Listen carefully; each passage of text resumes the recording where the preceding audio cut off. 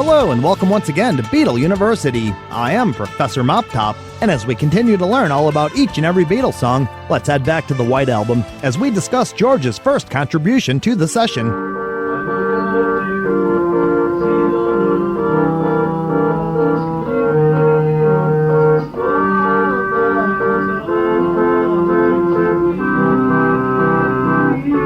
Sometime before late May of '68, George composed While My Guitar Gently Weeps after opening a book and randomly seeing the phrase, gently weeps. George vocally complained about having to record 10 John or Paul songs before they got around to one of his, but he patiently waited for his turn to record, and during the sessions for July 25, 1968, he finally got his chance. 1, 2, 3, 4. On this first day of recording, the four Beatles rehearsed several takes of the song. The specific lineup is unknown, but George took these tapes home with him, and they were never heard from again. After the other Beatles were done for the day, Harrison stuck around to record a proper take of the song, and in one take, George completed the song, just himself and an acoustic guitar. I look at you all, see the lover that's sleeping, while my guitar gently weeps. There's a brief harmonium overdub, possibly but unlikely played by Paul, probably played by George himself.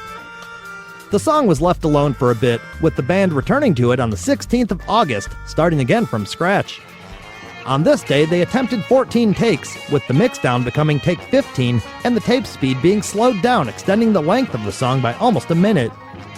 The following day, George and his wife Patty, along with Mal Evans, flew to Greece for a 4-day getaway. After his return, on September 3rd, George would continue work on the song.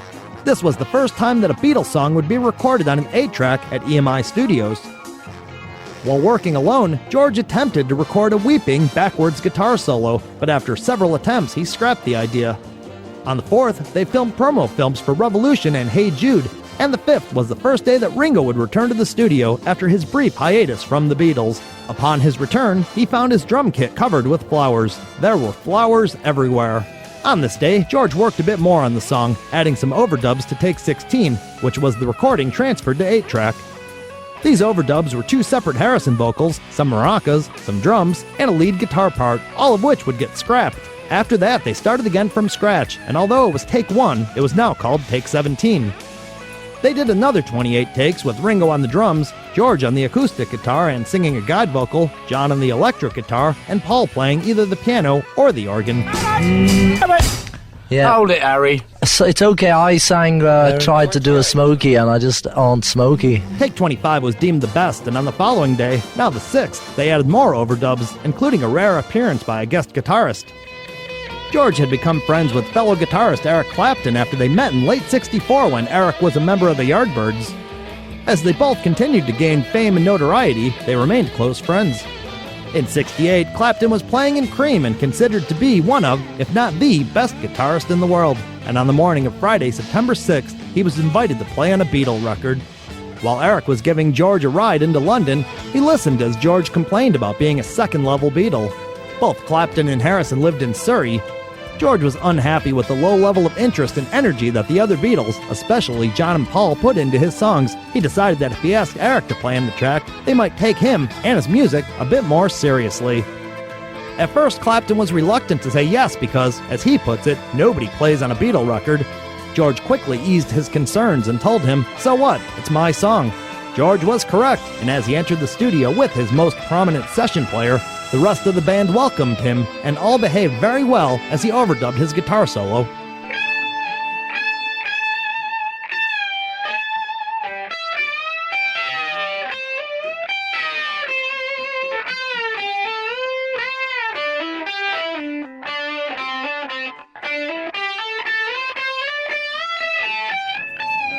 After Clapton did his thing, which replaced Lennon's guitar track from the previous recordings, Paul added a fuzz bass, George added some brief additional organ, and Ringo added some tambourines and castanets.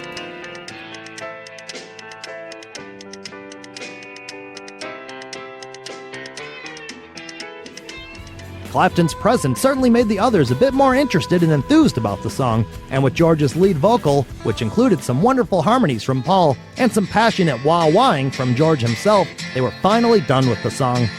Still my guitar gently weeps.